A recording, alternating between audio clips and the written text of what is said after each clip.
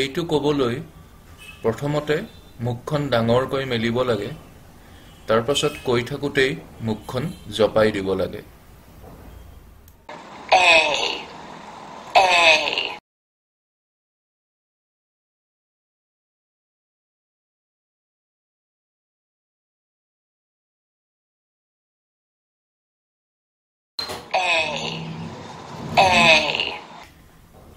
এইটো ক'বলৈ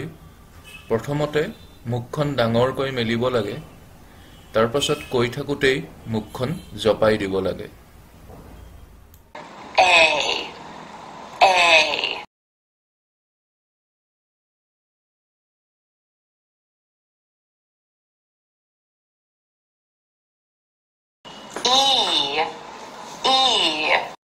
জিভাৰ দুই কাষটো অকমান সোমাই আহে আমি অলপ দীঘলকে কওঁ আৰু অকমান জোৰ দি কওঁ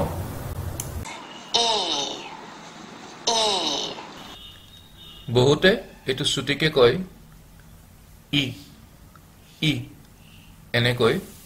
আসলতে এটো দীঘলীয়াকৈ ক'ব লাগে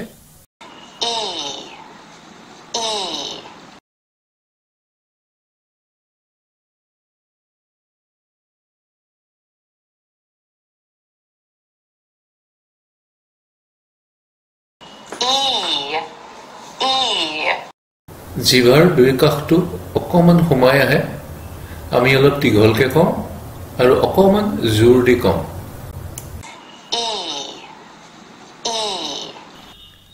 বহুতে এটো ছুটিকে কয়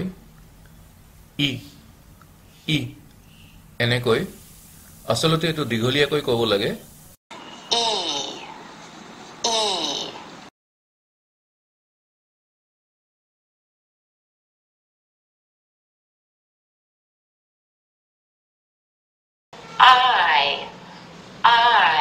এটো ক'বলৈও বহুত সহজ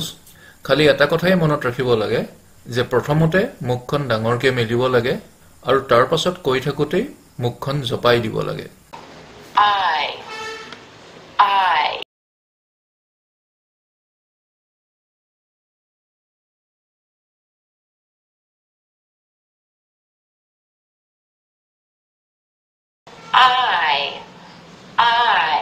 এটো ক'বলৈও বহুত সহজ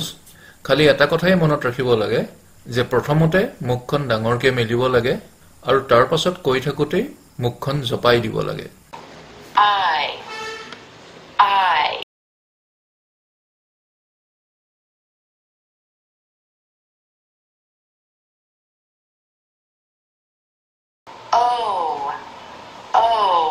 এটো কওঁতে মুখখন গোলকে মেলিব লাগে আৰু অলপ দীঘলকৈ ক'ব লাগে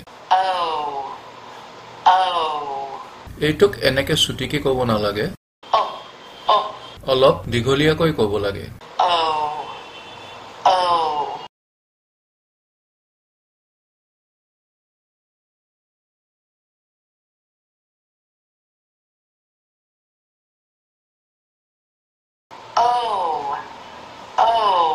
এইটো কওঁতে মুখখন গোলকে মেলিব লাগে আৰু অলপ দীঘলকৈ ক'ব লাগে এইটোক এনেকে ছুটিকে ক'ব নালাগে অলপ দীঘলীয়াকৈ ক'ব লাগে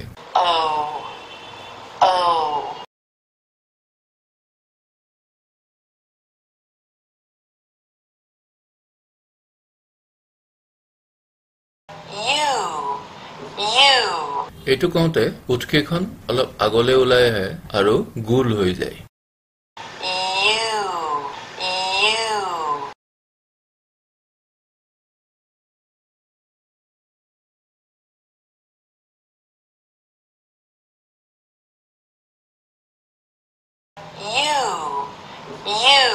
এইটো কওঁতে উঠকেইখন অলপ আগলৈ ওলাই আহে আৰু গোল হৈ যায়